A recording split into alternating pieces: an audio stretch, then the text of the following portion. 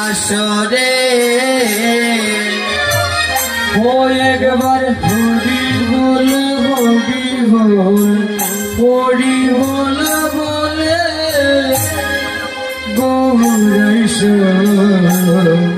ওই আসরে ও তুমি আসিলে নন্দ হবে গৌরাইশ ওই আসরে ও তুমি আসিলে নন্দ হবে গৌরাইশ এই আসরে ও ভক্তের মন বাসনা পূর্ণ হবে গৌরাইশ ওই আসরে ভক্তের মন বাসনা পূর্ণ হবে গৌরাইশ ওই আসরে হায় রে যাবে দূরে গৌরাইশ ওই আসরে ও হায় রে দূরে যাবে গৌরাইশ এই আসরে মঙ্গল যাবে দূরে গৌরাইশ বলিও বলো যাবে দূরে তুমি আসিলে নন্দ হবে ওই আসরে তুমি আসিলে নন্দ হবে ওই আসরে তুমি আসিলে নন্দ হবে গৌরাইশ ওই আসরে তুমি আসিলে নন্দ হবে গৌরাইশ এই আসরে একবার হরি বলে হরি হরি বলে গৌরাইশ ওই আসরে একবার হরি বলে একবার হরি বলে হরি বলে গৌরাইশ ওই আসরে একবার হরি বলে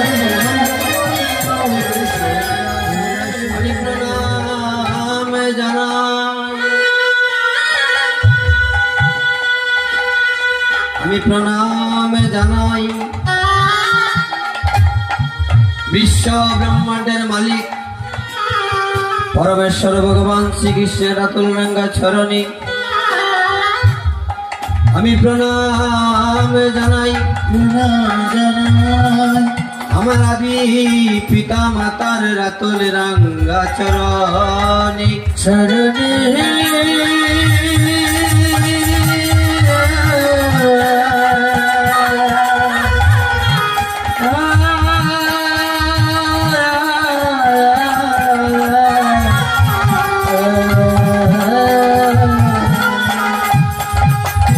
আমি প্রণাম জানাই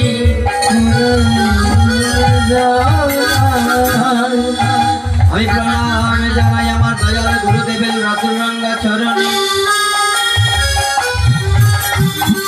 আমি প্রণাম জানাই আমার কীর্তন জগতের গুরু শ্রী সৈনিক মনোরঞ্জন দাস দাদার রাতুল রঙ্গা চরণে আমি প্রণাম জানাই আসরে সকল ভক্ত মন্ডলী রাতুল রঙ্গা চরণে আমি প্রণাম জানাই এই মাতৃছায়া সঙ্গের সকল ভক্তবৃন্দের রাতুল রঙ্গা চরণে আমি প্রণাম জানাই সকল অনন্তগুরি বৈষ্ণব ব্রহ্মাণ্ডের মণি সকল ব্রহ্মাণ্ড বৈষ্ণবের মণি মহাদেবের রাতুল রঙ্গা চরণে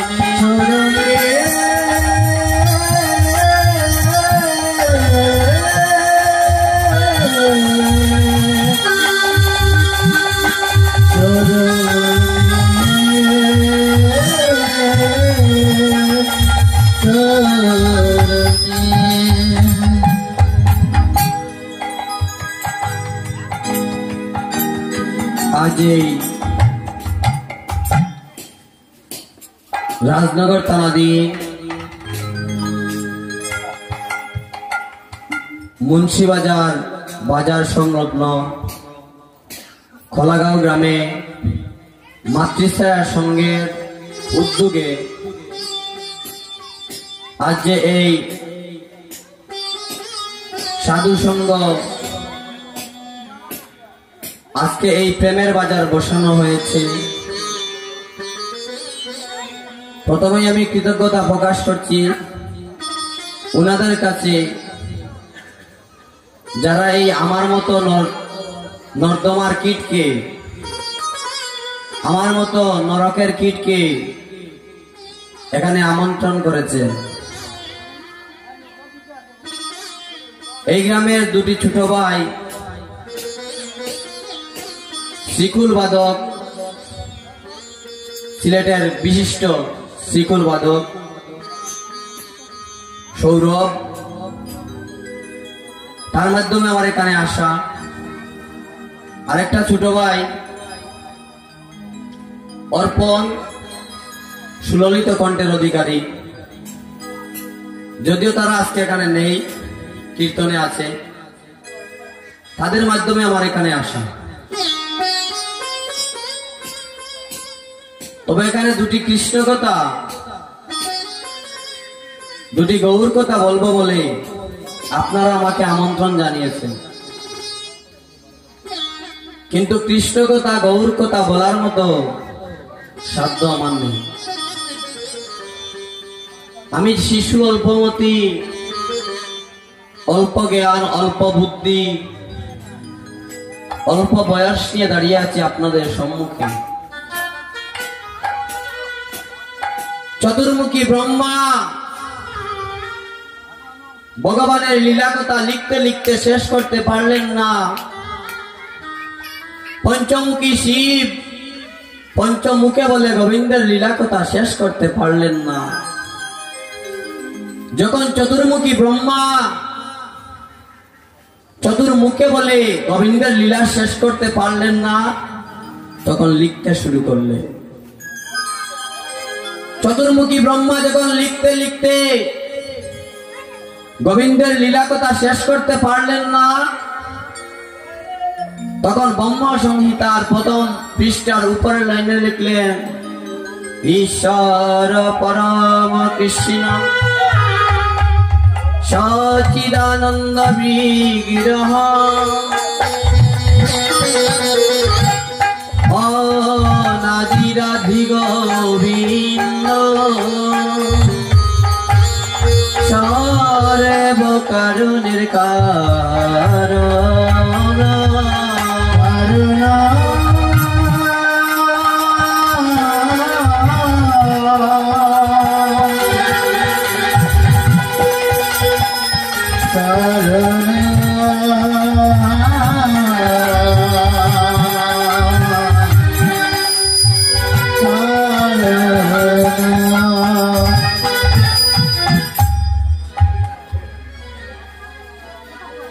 চতুর্মুখী ব্রহ্মা লিখতে লিখতে শেষ করতে পারলেন না, পঞ্চমুখী শিব লিখতে লিখতে শেষ করতে পারলেন না।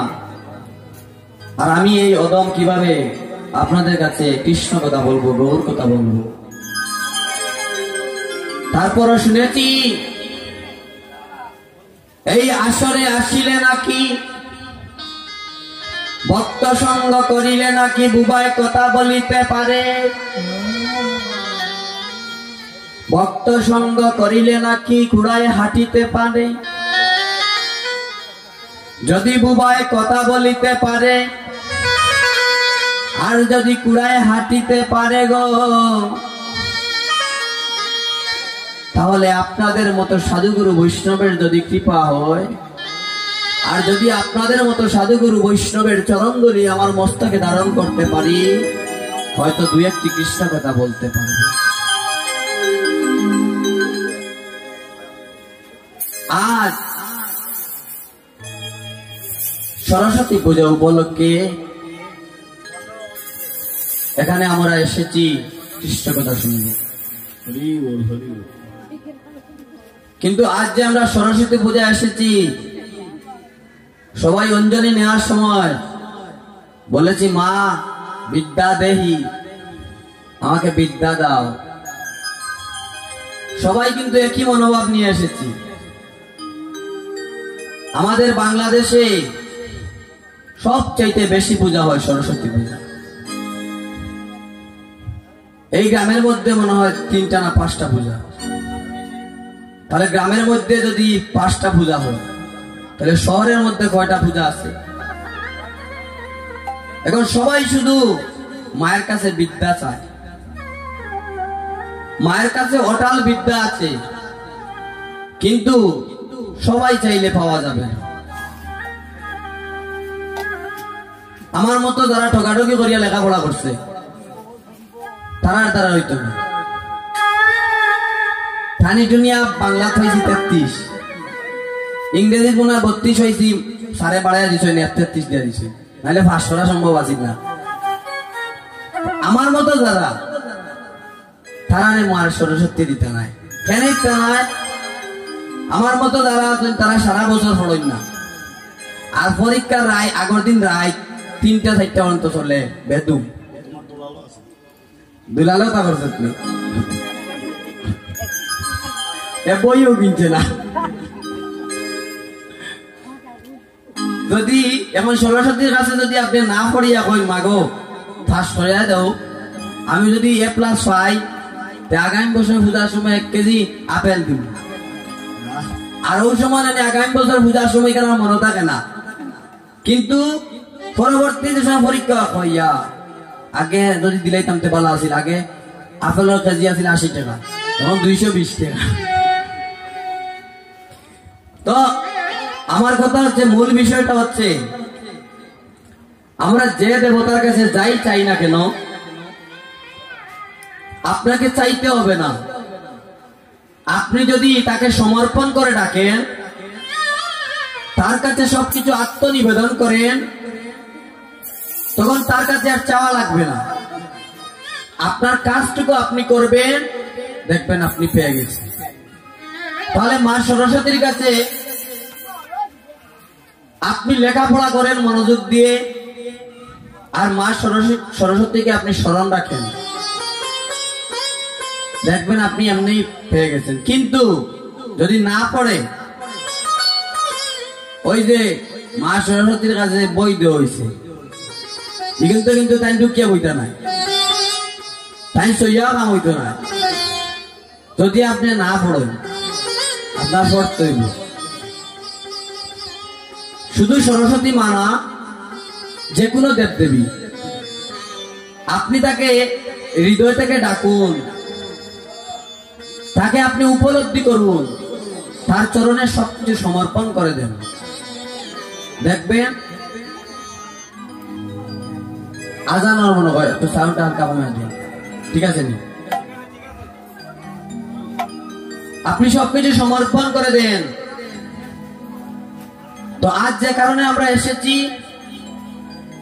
এখানে কৃষ্ণ ভক্ত সন্তান আছে বিদায় আজ এখানে সাধু সঙ্গের ব্যবস্থা করা হয়েছে।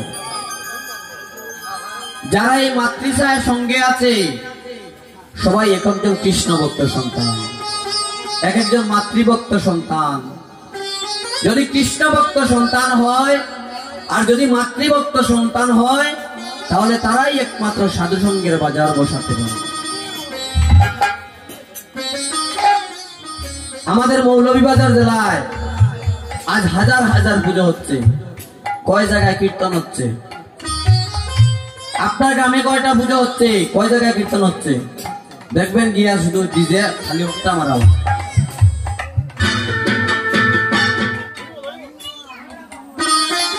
তাই আপনাদের কাছে আমি কৃতজ্ঞ, এই যে কৃষ্ণ ভক্ত সন্তান গোমা, আমি প্রতিটা আসরে এই কথাগুলো বলি। আমার কাছে কথাগুলা পুরাতন হয়ে গেলেও আমি মনে করি যে জায়গায় যাই ওই কথাগুলো উনাদের জন্য নতুন।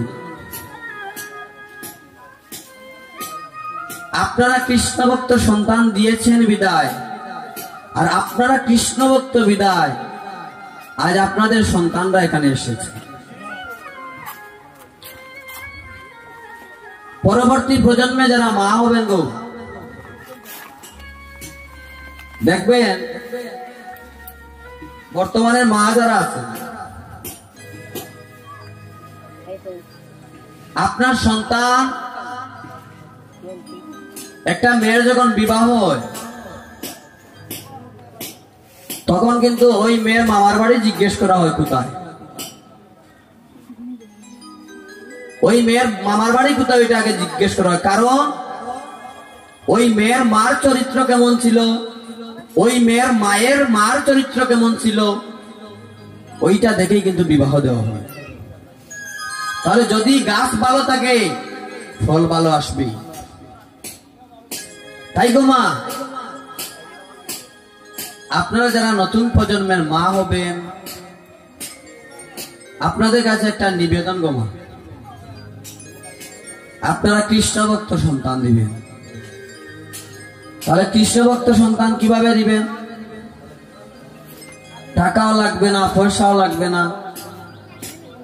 ডাক্তারের কাছে গেলেও দিতে পারবে না, দামি দামি ঔষধ খাইলেও দিতে পারবে না। কৃষ্ণ ভক্ত সন্তানটা আপনার ভিতর থেকেই হতে হবে। যখন একজন মায়ের সপ্তম মাস অষ্টম তিথি হয় গর্ভধারণের সময়, 7 মাস 8 দিন, তারপর ওই সন্তানের কর্ণ নাসিকা খুলে যায়, তখন ওই সন্তানটা মা যা শ্রবণ করে ওই সন্তানটাও তা শ্রবণ করে, মা যা হৃদয়ঙ্গম করে ওই সন্তানটাও তার হৃদয়ঙ্গম করে। বর্তমানের মায়েরা মোবাইল টিপতে টিপতে এমন একটা অবস্থা হয়েছে, রাইতে দিনে খালি মোবাইল টিপা টিপি করেন, আর যখন বাচ্চা জন্ম নেয় কইবা যে বাচ্চা তো ভাত খাইতে চায় না মোবাইল ছাড়া।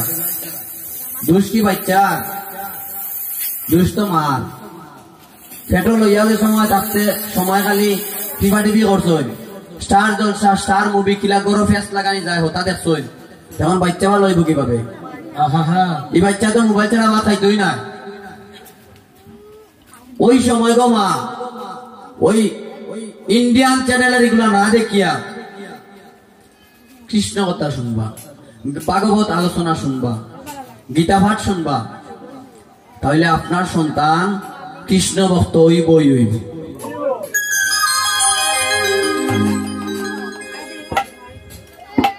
আমরা 7 ভক্ষণ করি, এটা হচ্ছে আমাদের নিয়মের মধ্যে পড়ে, দশবিধ সংস্কারের মধ্যে একটি সংস্কার। তো 7 ভক্ষণ কিতা দিয়ে করেন গো আপনারা? মাছ মাংস দিয়া নানি? আমরা তো করি নানি মাছ মাংস দিয়া। ইয়া আমি যেমনে কইছি আপনারা কিতা দিয়ে করেন, কেউ কিচ্ছু কই না, যেমনে কইছি আমরা করি নানি, হয় নয়। মাছ মাংস দিয়ে আমরা 7 ভক্ষণ করি। তাহলে আপনার যে সময়টাতে আপনার 7 ভক্ষণ হইল, এই সময়টা আপনার গর্ভের সন্তান আছে, আপনি যা খাইলেন, আপনি যদি খাসির মাংস খান ওই সন্তানটা হইব খাসির মতো ব্যবহার। আপনি যে সময় তারে কইবা একটা কথা কইবা, হ্যাঁ খাসির মতো করব, ওই সময় যদি গোমা 7 ভক্ষণের সময় শ্বশুর বাড়ি আর জামাই বাড়ি 2 পক্ষ মিলিয়া অন্তত 5 জন ব্রাহ্মণ অথবা 1 জন বৈষ্ণব আনি একটা বৈষ্ণব সেবা যদি দেন ঘরের মধ্যে ঘরোয়া পরিবেশে, ওই বৈষ্ণব গিয়া কইতা নাই কোন সময় যে লবণ কম হইছে, ওই বৈষ্ণব যাওয়ার সময় আশীর্বাদ করিয়া কইবা যে তোমার মঙ্গল। ওই বৈষ্ণব দেখবা 7 ভক্ষণের পরে যখন সময় আইব তখন ওই বৈষ্ণবে ফোন দিয়া খবর লইবা যে ওই পুত্রবধূর খবর দিতা। কিন্তু ওই সময় যদি পরামর্শে প্রতিবেশী ডাকিয়া আপনারা যদি খাসির মাংস খাওয়ায়, যাইবার সময় কইব লবণ কমাইছে, কইব চরচরাত লবণ কমাইছে, লবণ কমালার গরর কমালা। কৃষ্ণ ভক্ত সন্তান আপনারাই দিতে পারবেন জমা।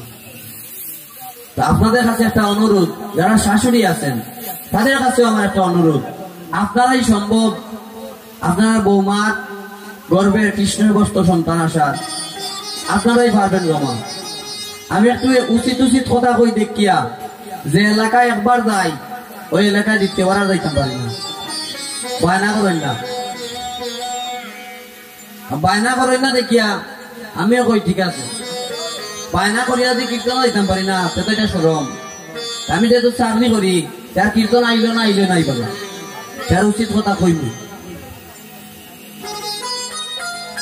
তো যে জায়গা দেখবার গেছি কি আমি ইয়াসরা দিতে পারান দিতাম পারি না, কারণ আমি উচিত কথা কই। গতদিন একজন খাকু আমার কিবোর্ড মাস্টারের পিছনে বইছেন, বইয়া কইরা রে বউ ই বেটা দেখি অক্কল দা জামাত মাতিলাই উচিত মাত মাতিলাই, বেটা কিটা কীর্তন হইব নি, আর বেটার কীর্তন কেউ নিব নি। আমার আসর থেকে আমি খবর দা কাম হয়েছে বলে কি হইছে, থাকায় ওজন উঠে কয় তুমি বুঝি উচিত উচিত মাত মাত্রায় সুনামগঞ্জ এলাকায় কি তার কীর্তন মানুষের কেউ নিব নি। ঠিক আছে, কীর্তন যদি কেউ না নেয় তাও ভালো। এই মাসে অনেক কীর্তন হয়েছে, কীর্তন রাখতাম পারছি না চাকরির কারণে। ফোন যদি না শান্তি মনে করবো যে আমার কীর্তন আইসেন, আমার কীর্তন মানুষের ভালো লাগে না, কিন্তু যদি কীর্তন আমার পরে আমি রাখতাম না পারি, এর চেয়ে বড় কষ্ট আর কিছু হইতে পারে না। তো আমরা যে লীলাটি পরিবেশন করব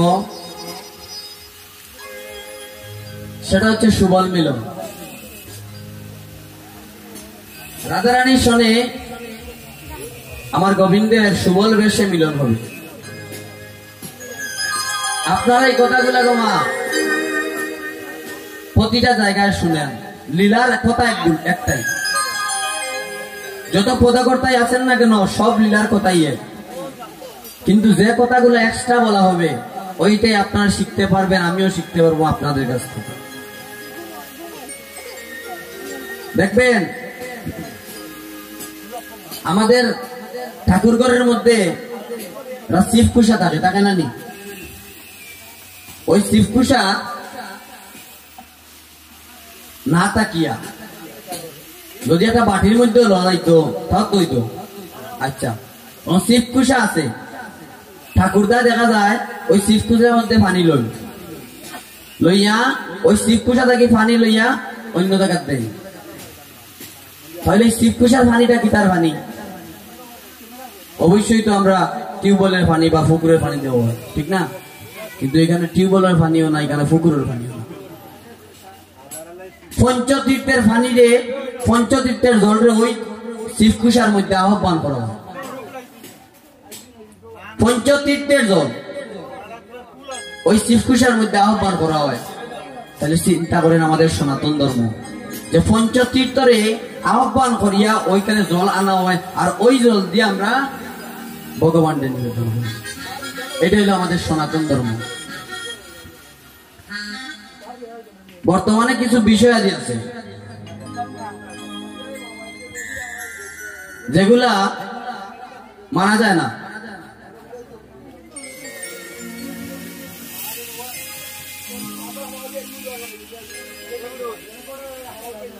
যেগুলা মানা যায় না, মানা যায় না বলতে আপনার দেখা যায় কিছু কিছু সময় আমরা সনাতনী বোন যারা আছে, ভাই যারা আছে, সনাতন ধর্মের ভাই ব্যতীত বোন ব্যতীত তারা অন্য ধর্মে রিলেশন করে। রিলেশন করিয়া দেখা যায় এক সময় ধর্ম ত্যাগ করে। এগুলো দুষ্কার, তারাননি, তারান না, দুষ হইল মা বাবার। মেয়ে কইয়া গেল আপনারে স্কুলও যাইরাম, মেয়ে স্কুলও যান না, ডেটিং মারা যান, এটার খবর মা বাবার রাখেন। তারপরে দেখা গেল কিটা 14 গোষ্ঠীর কেউ মুখ দেখাইতে পারেন না। কোন ধর্মে কইছে না যে তুমি ধর্ম ত্যাগ করো, কোন ধর্ম হইছে না। ভগবান শ্রীকৃষ্ণ ৩য় অধ্যায়ের ৩৫ নম্বর শ্লোকে বলেছেন যে নিজ ধর্ম যদি দোষযুক্ত হয় তাহলে অন্য ধর্মের চাইতেও ভালো, আর পরধর্ম হচ্ছে ভয়াবহ। নিজ ধর্ম যদি দোষযুক্ত হয় সেটাও উত্তম। যুবক বন্ধুগণ, আমরা এমন ভাবে ফেসে যাই, এক সময় বলবে তুমি তোমার ধর্ম পালন করবে, আমি আমার ধর্ম পালন করব।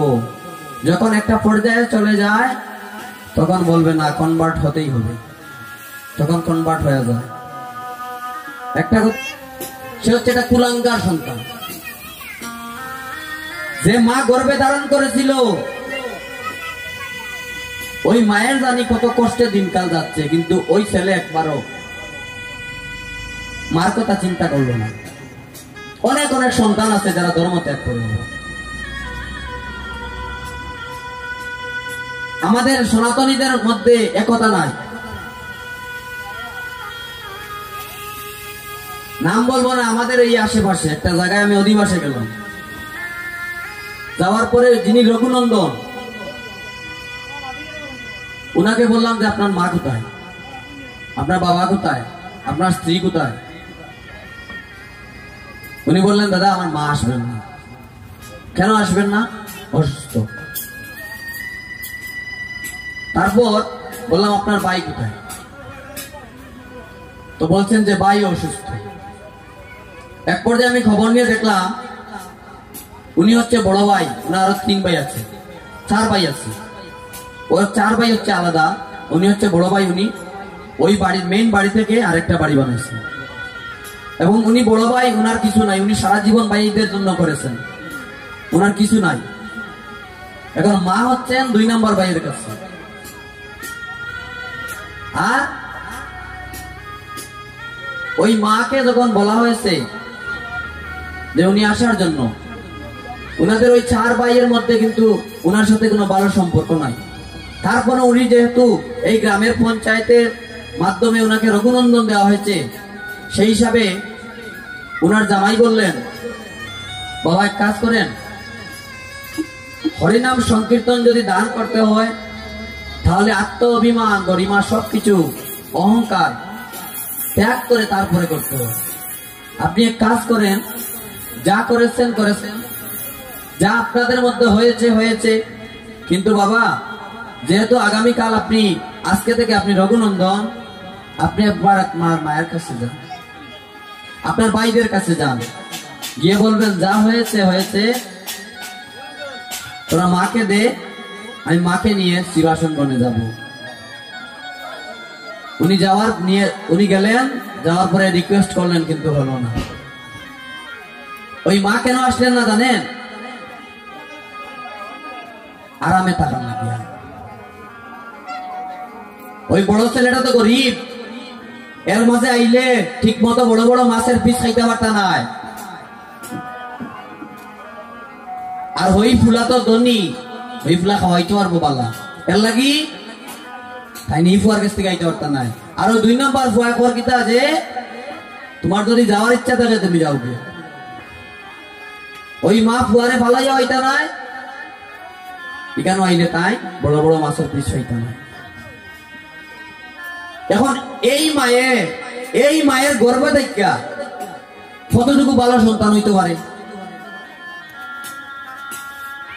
যে মা এক একটা সন্তান এক এক সুখে দেখে, ওই মায়ের গর্ভে কিভাবে ভালো সন্তান আইব? এই কারণে তো মা আমরা ধর্মে বেজান, আমাদের একতা নাই। যাই হোক, তারপরে আপনাদের আশীর্বাদে আমি অধিবাস দিয়েছি, আমার মতো করে আমি অধিবাস দিয়েছি। কিন্তু দেখলাম যে বিষয়টা অহংকারে ভরা। শুধু ওইখানে অহংকার না, যে জায়গায় বসছি আমি চতুর্দিকে অহংকার, এই গ্রামটাতেই অহংকার। আপনাদের কাছে আমার একটা নিবেদন থাকলো যে আপনারা অহংকার নিয়ে কিচ্ছু করবা না, সবকিছু ভগবানের চরণে নিবেদন করে দিবা, আত্ম অহংকার গরিমা সবকিছু বিসর্জন করিয়া তারপরে সবাই মিলিয়ে দেখবা একটা কাজও লাগলে সফলতাই বই।